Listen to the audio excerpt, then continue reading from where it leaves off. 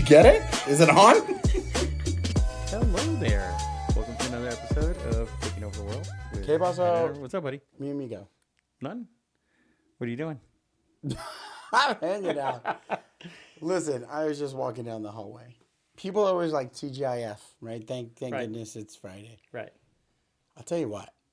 Thank God it's Monday. This weekend was long, and I was kind of like, thank goodness it's Monday. No, long. It was a great It weekend. was long. It was a great weekend. Women's basketball. Yeah, I saw your girl didn't pull it off though. Oh, it's a team. She's not the only player. Oh, okay. So when she's dropping like 90 a game, everybody's all on her. Then when she loses, everybody's like, it's a team. Is that the MO this weekend? No, I didn't watch the game. Well, Friday was her against UConn. It was Iowa against UConn. Oh, you were about to say you. It was against her against Okay. Paige Beckers. Okay. Paige was like the first one when my daughter was playing basketball that we were like following a lot, and then she got injured for a couple of years, and Caitlin started playing really well. But it was interesting because Friday night, it was a good game. It was a close game, and then I saw one was close, one was kind of a blowout, wasn't it? it wasn't a blowout. No. So South Carolina, credit to them, they won the national championship. They've won. Tip of the cap. Oh, they are awesome. Okay. Their coach is super classy. Like they're just Don Staley's their coach. Great. They have a great team, Okay. right? One of the things that I think was apparent was that their team didn't have to play the entire game to win the game. So they're one of these. Ooh, are we back on? Is this a system? Is this a system style team? 100. Really? 100. So we're back to system style people and teams and organizations. Okay. Yes. Oh. Yeah. So they played. So it was number one offense against number one defense. Okay. Iowa had the number one scoring offense. South Carolina had number one scoring defense, blocking and stuff. So what they did is, one of the things was interesting, right? So what do you think they do differently in practice than a lot of other teams? I say they go with like some more of like a scrimmage, getting more reps, like game style reps. Okay. Granted, I'll give you that. Okay. They practice against boys. Okay. They practice against men. Okay. Right? Their practice squad that they practice against is so integral that when they win national championships, the guys get rings. Really? Yeah. It's to Okay. them, it's a Okay. number one thing. Like, you practice. So, first of all, I think that gives anybody a competitive edge when you're practicing against competition that's bigger, stronger, faster. Sure, 100%. Right? Not to knock the women, but like they had, like seeing a 6'7" player in the NBA is a dime a dozen, right? They're everywhere. Okay. They're scattered all around the NBA. Seeing a 6'7" center in women's college basketball is unheard of. Really? Like she towers everybody, dude. Okay. She's huge. She's big. A Brazilian Cardozo. She's awesome, but she towers everybody. So then, how do you practice against that? She practices against other guys, against guys that are going to be bigger, stronger, faster than her. Right. So it helps her practice stuff. So it's the old iron sharpens iron mindset. Correct. And one of the things that you noticed as the game, right? So you have to, in order to beat South Carolina, right? This is my interpretation as Hot take. as a coach, as a former sports guy, as a coach person that played sports and stuff, and coached Little League and stuff. This is a team that you have to get up on, right? Because you're not going to stop them from going through a wave of activities. Okay. Because they're consistent, right? Consistency, right. So one of the things that I saw in the game, right? Iowa, first quarter, they were up. Caitlin Clark scored 18 points, I think, in the first half. So she was on fire in the first half. And they were running and gunning against them. Mm-hmm. So their girls are a little bit bigger, South Carolina. Okay. So I think the running and gunning was not their forte. Sure. What did the coach do? She's like, no, we're going to trade you. I'm going to have my best defender on you. Right. And all she's going to do is stick her hand in your face the entire game.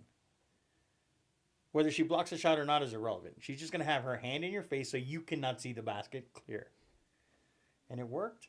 Well, it's that old saying is like make them beat you in a different way. Like, what has the story been from a guy who doesn't watch a lot of women's college basketball? I don't watch basketball in general, right? Like, right. Just not my forte. But it's like those always things like make them beat you somewhere else. You see it in football. Okay, take away Tom Brady, make them beat you with the run game. Take away Patrick Mahomes, make them beat you with the run game. Or, take away the run game, make the quarterback throw. So or in baseball, walk your best hitter every time he's up. Right, sure. So it's and like make another hitter have to exactly. get the home runs and get you on base. Shoot, you can go back to there was a series where a manager actually walked Barry Bonds with the bases loaded, chose to walk in a run rather than let him swing because they figured he'd do more damage than one run. So it's like, it goes back to that. So, kudos to South Carolina. They're like, hey, listen, we got to make an adjustment. And we have to do that in all of our industries, right? You got to make an adjustment. So we're going to take out your best player. If you're going to beat us, it's not going to be with Caitlin Clark throwing up 40, 50, know? Like, and maybe that was the exposure. And, it's easy to come back in hindsight, but you got to have somebody that can straight up defend Caitlin Clark. I mean, she is still a monster. So you got to have one heck of a defender. But, to each their own. It sounded like they took her out, and they held her. They limited her as much as 30 points. When you think about it, that's not limiting anybody. 30 points, but for her, it was limiting her in the second half, limiting her opportunities, and making the team defense be so good that even when she was getting back cut passes and stuff like that, you can tell that there was a definite difference in competition level. Yeah. Because Caitlin would pass the ball and the girls would catch it, but they were going too fast. They couldn't stop to make a layup or something like that. Where South Carolina was just, but South Carolina has a way to do it. Like they remind me of these teams that are bend but don't break. Right? They'll let you get up, and then they make a run at it. But if you're not up enough, you're toast. Well, I think it's one of those things that, like I keep hearing you say team and consistency and you have a game plan, right? So it's like when we go for, in real estate, it's like you have a game plan. You know what the team is. You have to be consistent in what you do, whether that's prospecting, whether it's open houses, whether it's content, being at the right place at the right time. Like, you got to continue to do that. And everybody has to know their role. And for, you start to look at these big teams, whether it's football, baseball, basketball. I still go back to the Padres of last year, right? They go add Juan Soto, they got Machado, they got Tatis, they got Bogarts, they add all these big players and they have a great team name. You look at the Dodgers had a stacked roster last year too. Right. But for some reason, they don't stay consistent, and injuries, get all that stuff. But it's like, what was their plan? Was their plan just to go out and be like, hey, we're going to buy the best players and put them all on one team and we should be good, right? Like if you went out and got the top 5 real estate agents and put them all on one team and said, hey, this is our team, this is how we do things. Well, it might not work, right? Now you got all these alpha agents, sitting in one room. It's like, why do you think this way? Why do you think this way? Well, you're not right. You're not right. But they all got to do their own thing. And so I do think it takes, like some of these teams, like they recruit players just like we recruit team members. You've got to recruit them to fit the system that you have, as long as the system is working, right? So like we go out and like we've talked about it before, you are fine-tuning systems with CRMs and this and that to like adapt. We've been talking about the NAR settlement and how our team adapts to it. And so now you go out and you look for people in our industry. You could even call it kind of like college, right? Like you're recruiting agents. You're trying to find agents that are going to fit your model. You don't want to bring in some agent. Maybe they're a good producer, but if they don't fit the team, how long do they last? How disruptive are they? It's just like baseball. It's like, you can go get for even like our 12U team, like you can go, let's say the best player in town is available. Right. And you want to add him to your team, he's going to make you better. But at the end of the day, if he comes in and disrupts the culture, disrupts the environment, and now this one player is doing great, but it's kind of created a little bit of a dysfunction, in the bench and the way that we operate, does it make your team overall better? Or is it, so it's interesting how all that plays. Like, you got to know your role. And we've talked about that, like agents versus admin, transaction coordinators. Like, everybody has to be willing. And that's the thing. Everybody has to be willing to play their role. Because if you're not, everybody wants to be the alpha all-star. Well, then how well does it work? How far do you go? That reminds me of an interesting thing I saw. So there's a 40-year-old reliever that's playing for the Atlanta Braves. Okay. And he's played for, I want to say Chicago, and I want to say Detroit. Okay. What do you think his ERA is as a reliever with Atlanta? 2. Okay, not bad. 2.27. Okay. What do you think his ERA is with the other teams? 5. 6.8. So everybody's trying to figure out, why is it that this guy can go to the Braves and be lights out and then go to another team and can't buy it out? Like, what's the difference? Is it the culture of the teams? Is it the way they treat him on the teams? Is it because he doesn't have a super? I mean, his fastball is 89 miles an hour. It's not a super fastball. So what makes the difference? I'd love to talk to him. I'd love to be able to be like, dude, why is this? He could potentially be a new best friend of the show if he comes on. Yeah, like that's one of those things to me. Like, what is the difference? Is it the culture? Is it the team? Is it the way they're using him? Is it the environment that he's in? So here's my take on it. I think it goes back. It parlays perfectly into how you opened the talk today about iron sharpens iron, right? So imagine, like, if you're an agent, and I'll relate it right back to real estate, right? Okay. If you're an agent that is a killer agent, right? And you're like, okay, now you go down and play with this mediocre team. For some reason, you've decided to sign with them. Right. You start to watch how they behave, and you start to see how they prospect and how they go about their business. And if you're not staying sharp on yours, what do? You tend to kind of follow what the team's doing, right? Like that mindset, that environment, that culture. Well, if it's a lazy, come in late, shorts and flip-flops, not that you can't have shorts and flip-flops, right? I love flip-flop Nate, okay? Right? Flip-flop Nate is good. But more of like a, hey, I'm checked out. Like, I'm just kind of I do what I do. And this agent's he's a suit and tie wearing. She's a, business dress, like the whole 9. Like, and you go put them on this team, I will guarantee you start to see their numbers start to fall, right? Because they're going to start to kind of pick up what other people are doing, right? It's kind of like when you talk to somebody and they have like an accent. The more you hang out with them, you start to pick up that accent, or you start to use different words that they use, right? Right. So you kind of they kind of mirror and match, but in a bad way. So I think that will pull that agent down. Now, where if you were to take a mediocre agent and you're like, hey, this is the number 1 producing team in XYZ brokerages. They do 100, 150 transactions a year. But hey, listen, it is you come in, you better be on time. Like, that's not a minute late. That's you get there 10 minutes early, you get to your desk, you go through your content, your open house, you know what I mean? Like, you're a whole thing. And that agent's going to have no choice but to perform, because they're going to see, oh, dang, that's what that one's doing. Oh, dang, that's what that one's doing. I can't just be sitting here twiddling my thumbs. Right. It's kind of like when we merged offices a little bit. I found a lot of my downtime, and I still got some downtime.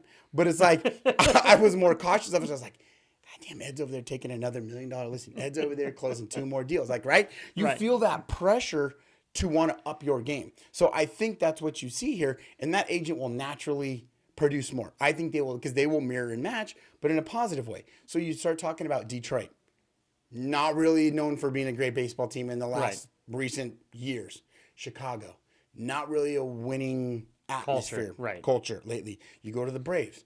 Now you're talking perennial powerhouse, World Series champions, multiple. You've had people like Bobby Cox, Chipper Jones, your Freddie Freemans who've gone there, your Dansby's so you're now playing where Atlanta, they are filling that stadium. They have a standard to which you need to operate. Right. And so I would imagine that reliever has probably not changed much of his mechanics, maybe a tweak here or there, but it's that mind shift. That mindset has now shifted and been like, yo, bro, if I want to be a part of the Braves and I don't want to get kicked off this team, I got to step my game up, because these guys it's just a winning. I think it's just the culture that takes over.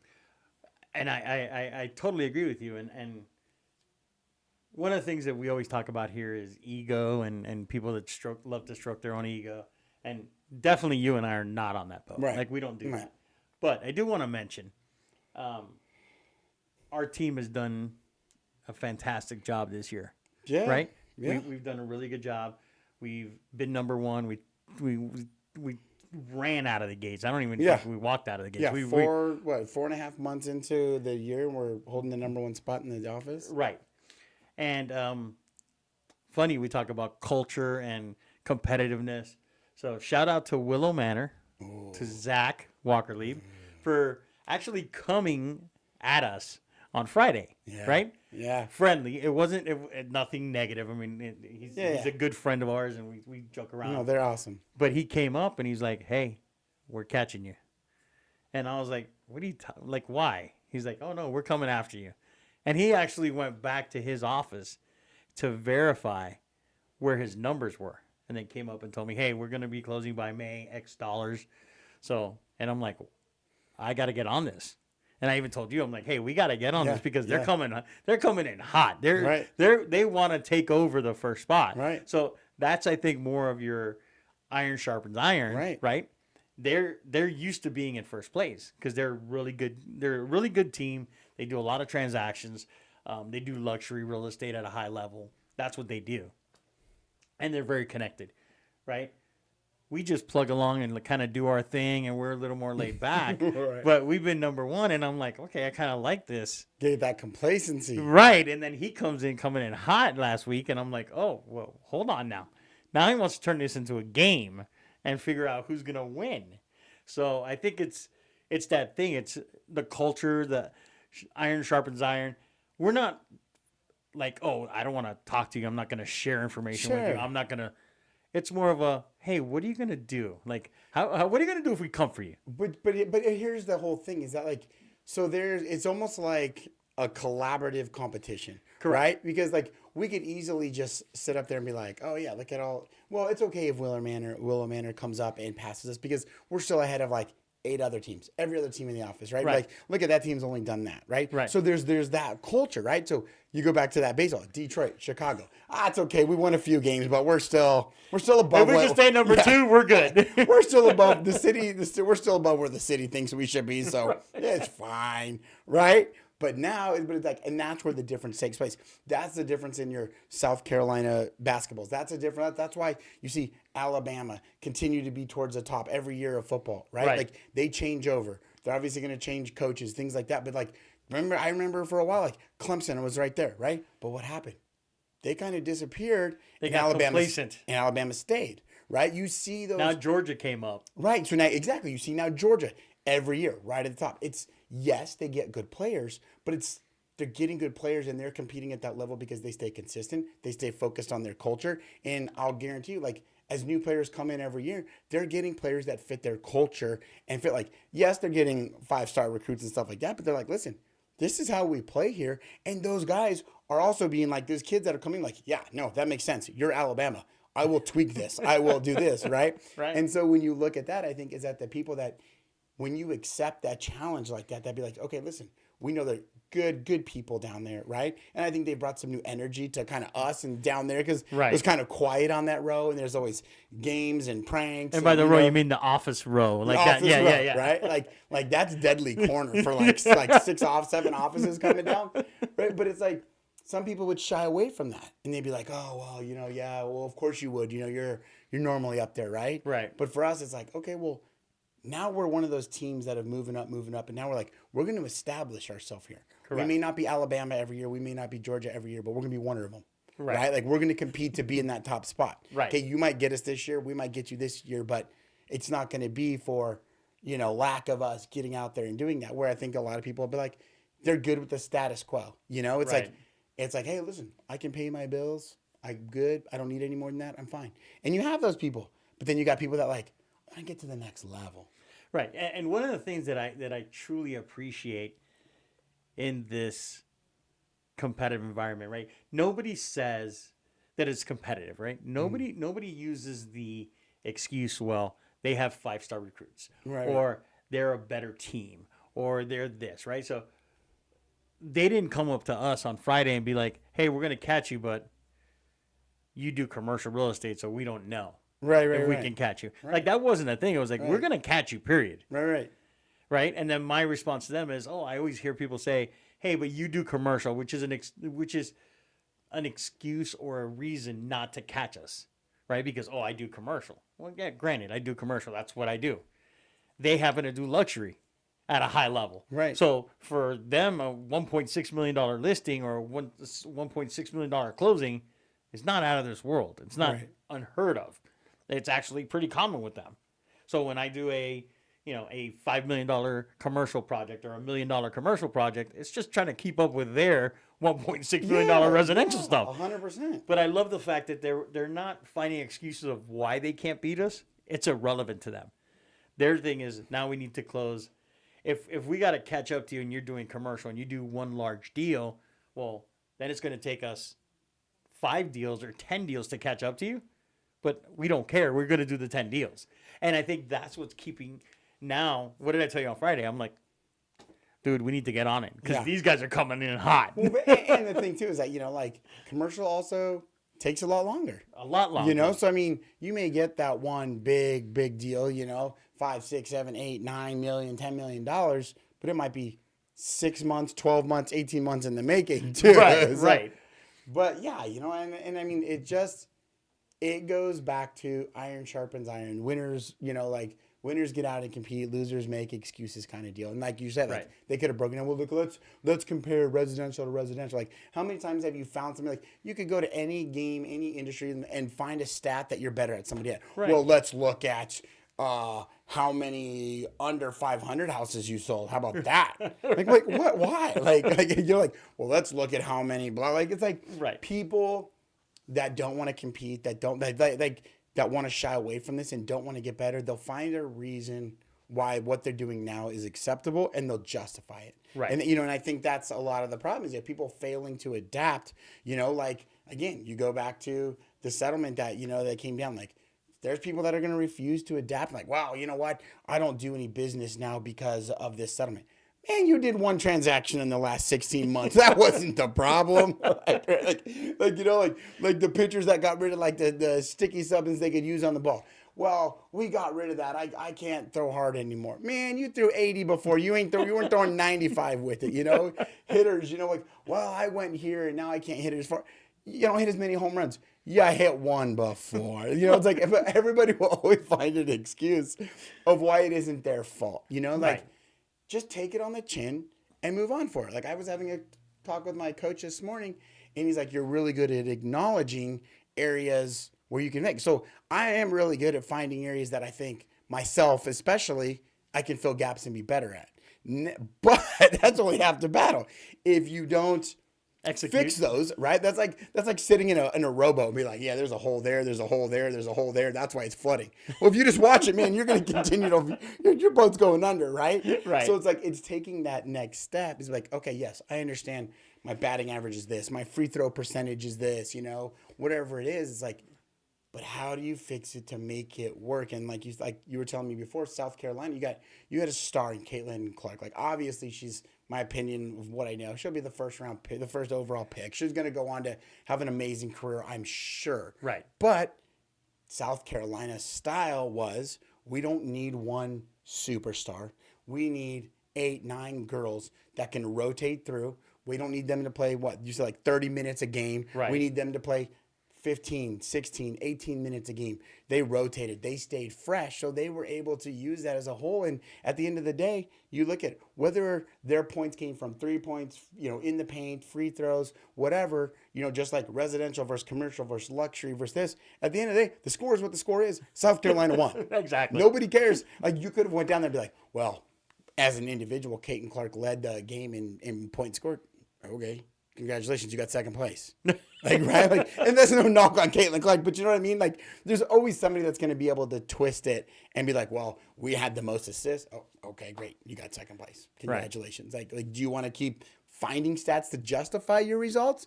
Or do you want to see how you can take the next step and increase your game? And I think that's it, right? It's It's the culture that you have around you. Yeah. Right. I was asked the other day, like, hey, with all this shifting going around in the business, right? Why haven't you decided to move offices and go to another brokerage or go to another office and go to another thing? And one of the things that I told that individual that we had the conversation that night was, I don't know who's going to be in my world. Like here, I know who's in my world. Right. I know the people around us. I know that I've been here since 2014, so I've been here for 8 years, 9 years, or whatever.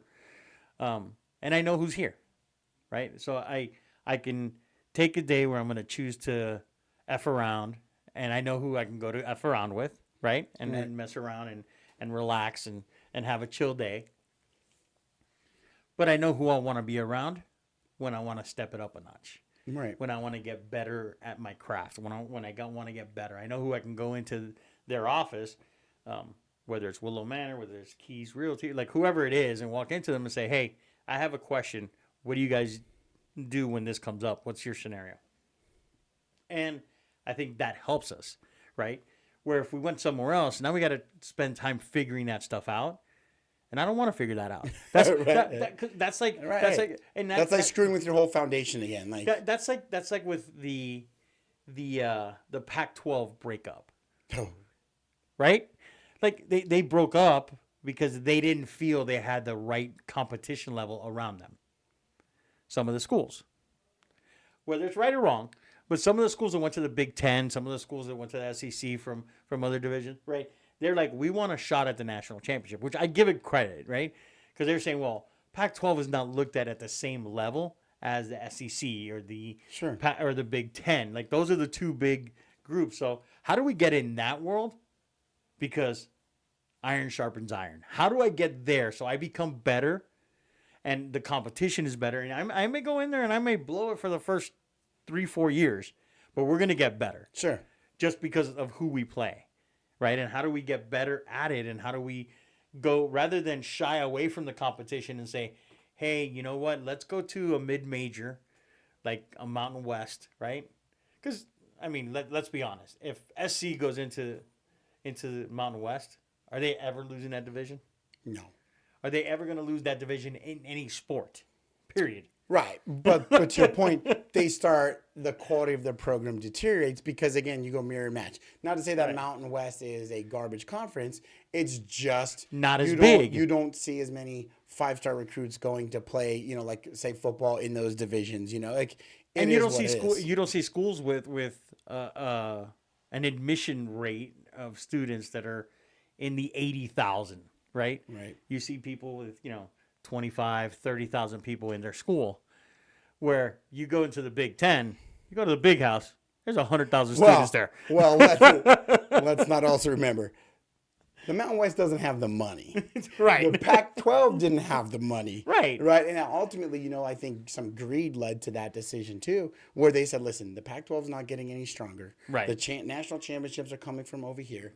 Plus, the money is bad. I mean, from what I know, UCLA was losing money on a football program. Right. Right? Because I think the greed set in. They tried to go with their Pac-12 network. It didn't work out. Where you've got these other teams playing on national, like on the national stage in the middle of the day, and where you got kind of Pac-12, they weren't growing as a conference and getting stronger. So they were getting pushed up to those West Coast times, 7:30 at night. Well, nobody's really watching a lot of those games. Right. You had a couple big ones, but it always goes back to, like every book you read or listen to, or, you hear these public figures always talk about, show me your inner circle, show me your 5 friends, your inner circle, show me those core people, and I'll show you what, where you're going to go. Right. Right. Like I was watching one that's like, you will see your bums. Like if your friends are bums, you're going to be an effing bum. You're a bum, right? So it's like, surround your inner circle with the people like Willow Manor, the Keys Group. Those are people that you look, that's a good inner circle because they're high producing, they're intelligent, they think things through, right?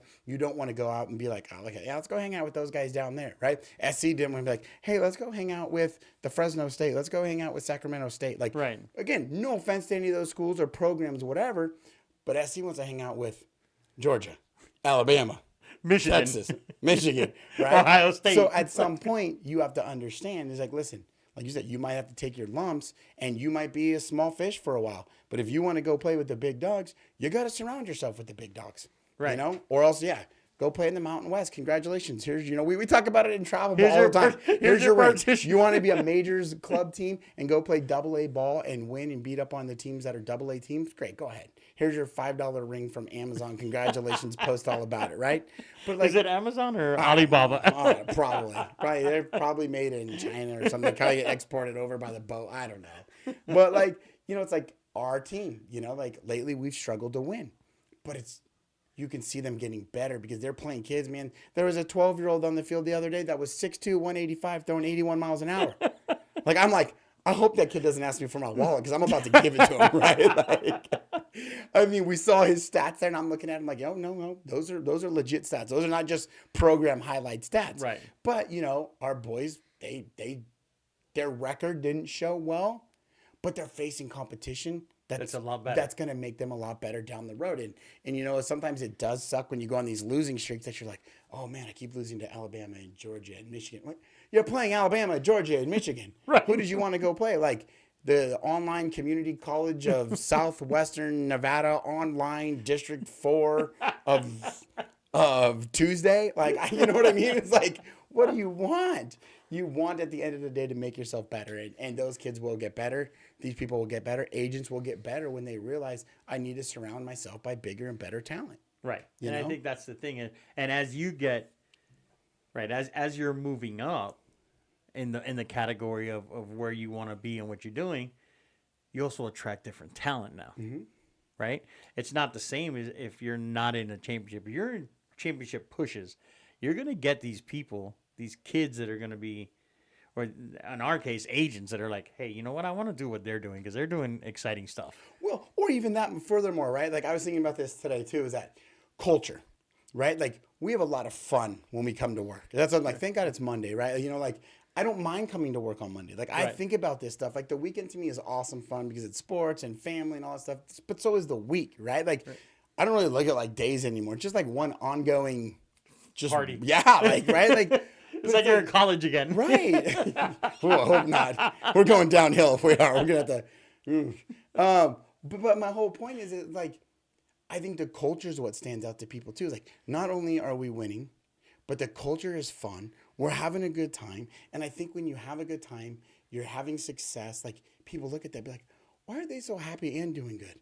Like, we were told it was one or the other. Like, because, how many people you think are miserable at their jobs, whether it's real estate or whatever, but it's like, oh, this is like what I got to do in the rat race. It was like, okay, but at some point, what gives? Like, can you not have both?